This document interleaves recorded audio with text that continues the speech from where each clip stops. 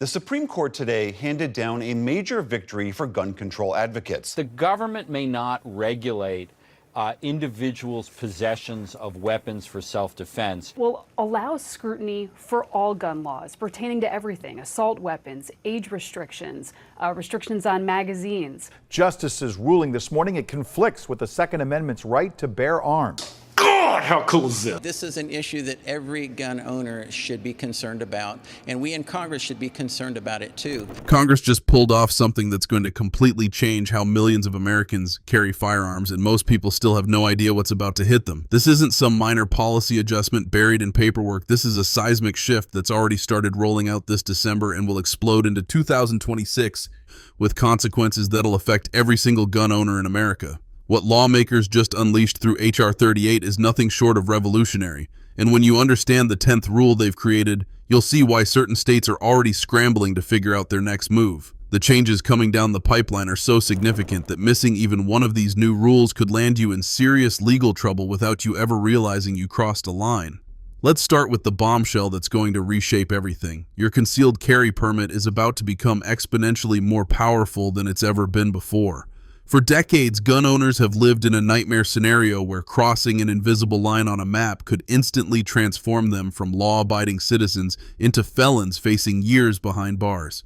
That permit sitting in your wallet right now has been essentially worthless the moment you drove into certain states, forcing millions of Americans to constantly check confusing reciprocity maps and live in perpetual fear of making one wrong turn. H.R. 38 obliterates this broken system entirely. Under the new framework, your permit becomes a nationwide credential that commands respect in every single state that allows concealed carry. This means no more pulling over at rest stops to frantically Google whether the state you're entering honors your permit. No more anxiety attacks when you realize your GPS took you through a state with different laws. If your home state examined your background, verified your training, and trusted you enough to issue that permit, every other state in America must now respect that decision without question. As the nation deals with a recent wave of mass shootings, the Supreme Court expanded gun rights, declaring various federal gun restrictions unconstitutional in the state. For the Supreme Court, it's all about language: reasonable suspicion, objective reasonable belief, or probable cause. But public safety concerns must be addressed in ways that are lawful. Businesses are welcome to put up signs that say this is a gun-free zone, but if you don't, then it's expected that you are able to carry on that property. But here's where things get even more interesting for millions of Americans living in constitutional carry states. Right now, if you're fortunate enough to live somewhere that doesn't require permits for concealed carry, your freedom evaporates the instant you cross state lines. You go from being a trusted citizen to someone who can't legally protect themselves, all because of an arbitrary border. The new rules completely flip this dynamic. Your constitutional carry status travels with you wherever you go. That freedom your home state recognizes doesn't pause, weaken, or disappear just because you're visiting family 3 states away. Other states can no longer treat you like a suspicious outsider who suddenly forgot how to be responsible with firearms just because you crossed their border. This acknowledges a fundamental truth that should have been obvious from day one. If your state trusts you to carry without paperwork, other states shouldn't pretend you're suddenly dangerous just because you're traveling. Now let's talk about something every gun owner who's ever been pulled over knows all too well: that heart-pounding moment when you have to inform an officer about your firearm. Under the current patchwork system, one officer who doesn't understand out-of-state permits can turn a routine traffic stop into a life-altering nightmare. You could find yourself in handcuffs on the side of the road, not because you did anything wrong, but because the officer doesn't recognize your permit or understand your state's laws. We want to see Congress pass laws that will help reduce crime without infringing on the rights of law-abiding citizens. There is a difference between states deciding how they want to regulate any number of things versus stripping people of their rights to self-defense. The Second Amendment protects the right to carry a gun in public for self-defense. State can't make everywhere a sensitive place. You can't go hiking in some places and not be able to defend yourself against somebody that you run into. It triggers something in me that something has to be done. This case could reshape how far states can restrict your right to carry and where. H.R. 38 eliminates this terrifying uncertainty completely. Police officers in every state must now accept and respect valid permits from other states, period. No more roadside lectures about permits they don't understand. No more threats of arrest because an officer claims your permit doesn't count here. This creates a uniform standard that removes the guesswork and forces consistency across all jurisdictions. Traffic stops go back to being about traffic, not impromptu legal examinations where your freedom hangs in the balance. Here's another game-changing shift that's going to save innocent people from prosecution. Under the old system, if another state questioned your permit, you had to prove you were legitimate. You became guilty until proven innocent, forced to justify your training, verify your residency, and convince hostile prosecutors that you weren't a criminal. H.R. 38 flips this burden completely. Now, if a prosecutor wants to challenge your right to carry, they must prove with actual evidence that you weren't qualified for that permit. They can't rely on assumptions, gut feelings, or jurisdictional bias anymore. This single change will shut down countless bad faith prosecutions that have destroyed lives and drained bank accounts for years. This is big. Nullifying a New York law that required applicants to show a special need for a concealed carry permit.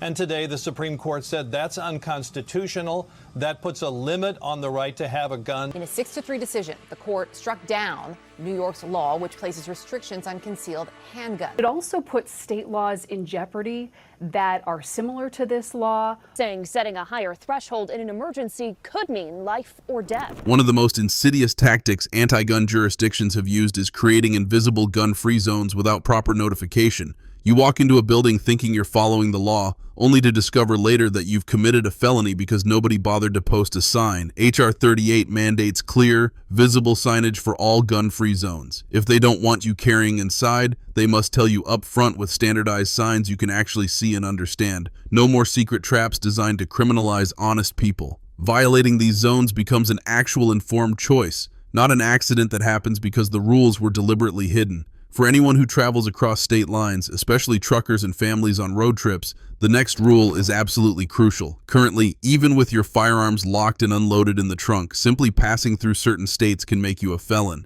H.R. 38 creates federal travel corridor protection that shields you during these journeys. If you're genuinely traveling through a state, not stopping to live there, your right to transport firearms cannot be violated by local laws.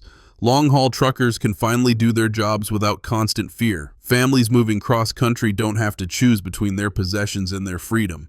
The route between legal states becomes legal too, not a minefield of potential charges. Magazine capacity limits have created another trap that's caught thousands of unsuspecting gun owners. Your standard 15-round magazine that came with your pistol from the factory suddenly becomes illegal contraband when you cross into a state with arbitrary 10-round limits. H.R. 38 establishes that if you're carrying legally under federal protection, your standard capacity magazines remain legal too. States cannot criminalize you for having the magazine your firearm was designed to use. You don't have to waste time counting rounds at state borders or choose between adequate self-defense capability and following the law. Not giving notice, well, that's required. And when you take that away from people, you don't follow the rulemaking process, and you have to invalidate the rule. Give us transparency on how you're going to handle them, and if there's a roadmap of what you're going to follow that's more clear, then it's going to be a fair process for everyone. They really don't know what to do with this one, which is always a good thing to see. This is a case that's been bounced around back and forth throughout the court system. My response to that is that's the same claptrap that they have been using for 20 years. Flying with firearms has been one of the most dangerous legal minefields for gun owners. Following TSA rules perfectly, declaring your firearm properly, doing everything right, and still getting arrested at airports in anti-gun states. H.R. 38 creates explicit federal protection for permit holders transporting firearms through airports according to established protocols. States like New York and New Jersey can no longer arrest travelers who are following federal guidelines in good faith. Air travel with firearms finally becomes predictable instead of a terrifying gamble where following rules might still land you in jail. Some states have been playing games with training requirements, claiming permits from other states aren't valid because the training was somehow insufficient. H.R. 38 ends this charade definitively. If your home state approved your training and issued your permit, other states must accept it without question. They cannot demand you meet their specific standards after the fact. This prevents anti-gun states from creating impossible training requirements designed to reject everyone's permits. Your completed training maintains its value nationwide, and states can't dismiss your qualifications based on petty jurisdictional jealousy. Now we reach the 10th rule, and this one's going to shock you. Some jurisdictions actually wanted to force out-of-state permit holders to register with local authorities, essentially building massive tracking databases of every gun owner's movements across the country. H.R. 38 explicitly prohibits states from requiring any registration, notification, or database entry for visiting permit holders. Your permit information stays private with your home state where it belongs.